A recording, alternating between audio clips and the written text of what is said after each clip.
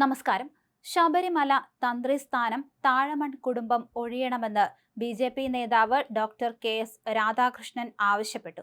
ശബരിമല അയ്യപ്പ ക്ഷേത്രത്തിനും കോടാനുകോടി സ്വാമി ഭക്തർക്കും ഇത്രയേറെ അവമതിപ്പും ദുഃഖവും ഉണ്ടാക്കിയ മറ്റൊരു കുടുംബമില്ല.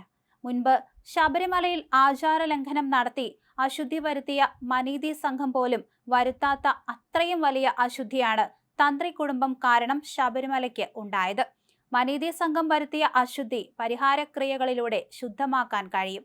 എന്നാൽ തന്ത്രിമാരുടെ ഭാഗത്തു നിന്നുണ്ടായ തെറ്റുകൾക്ക് എന്താണ് പരിഹാരമെന്ന് അദ്ദേഹം ചോദിച്ചു.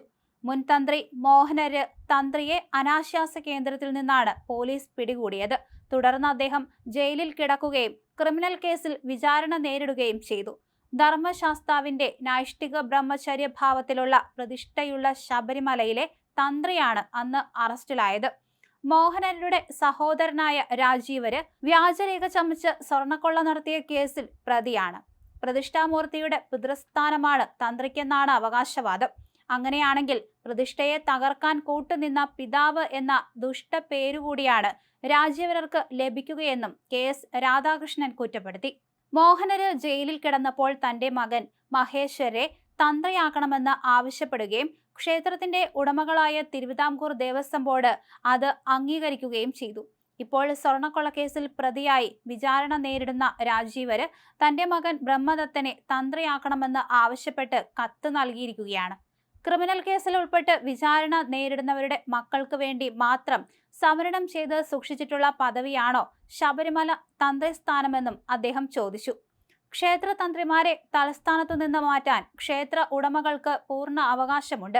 ഭരണഘടനയ്ക്കും നിയമങ്ങൾക്കും ചട്ടങ്ങൾക്കും അനുസരിച്ച് തന്ത്രികളെ മാറ്റാൻ ദേവസ്വം ബോർഡിന് അധികാരമുണ്ടെന്ന് കോടതി വിധികളുണ്ട്.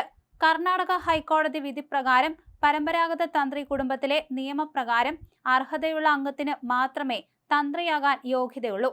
എന്നാൽ ഗായത്രി മന്ത്രം പോലും അറിയാത്തവരും ഗണപതി ഹോമത്തിന് ഉപയോഗിക്കുന്ന മന്ത്രങ്ങൾ നിശ്ചയമില്ലാത്തവരും ശബരിമല തന്ത്രിയായിട്ടുണ്ടെന്ന് ഇക്കാര്യത്തെക്കുറിച്ച് സമഗ്രമായി പഠിച്ച ജസ്റ്റിസ് പരിപൂർണൻ റിപ്പോർട്ടിൽ വ്യക്തമാക്കിയിട്ടുള്ള കാര്യവും നാം ഓർക്കണം. ശബരിമല തന്ത്രിമാർക്ക് തന്ത്രവിദ്യയിൽ കൃത്യമായ വിജ്ഞാനവും പരിശീലനവും ഉണ്ടെന്ന് ഉറപ്പുവരുത്തേണ്ട ബാധ്യത നിയമനാധികാരിയായ ദേവസ്വം ബോർഡിനുണ്ട്. തന്ത്രികളെ നിയമിക്കാൻ അധികാരമുള്ളവർക്ക് അവരെ നീക്കാനും നിയമപരമായി അധികാരമുണ്ട്. തന്ത്രി കുടുംബം എന്ത് തെറ്റ് ചെയ്താലും അവരെ മാറ്റാൻ പാടില്ലെന്ന വാദം യുക്തിസഹമല്ല. ക്രിമിനൽ കേസിൽ നടപടികൾ നേരിടുന്ന പ്രതികൾ നിർദ്ദേശിക്കുന്ന ആരെയും യോഗ്യതകൾ പരിഗണിക്കാതെ കുടുംബ പാരമ്പര്യം മാത്രം നോക്കി നിയമിക്കേണ്ട യാതൊരു ബാധ്യതയും ദേവസ്വം ബോർഡിനില്ലെന്നും ബി.ജെ.പി. നേതാവ് വ്യക്തമാക്കുകയും ചെയ്തു.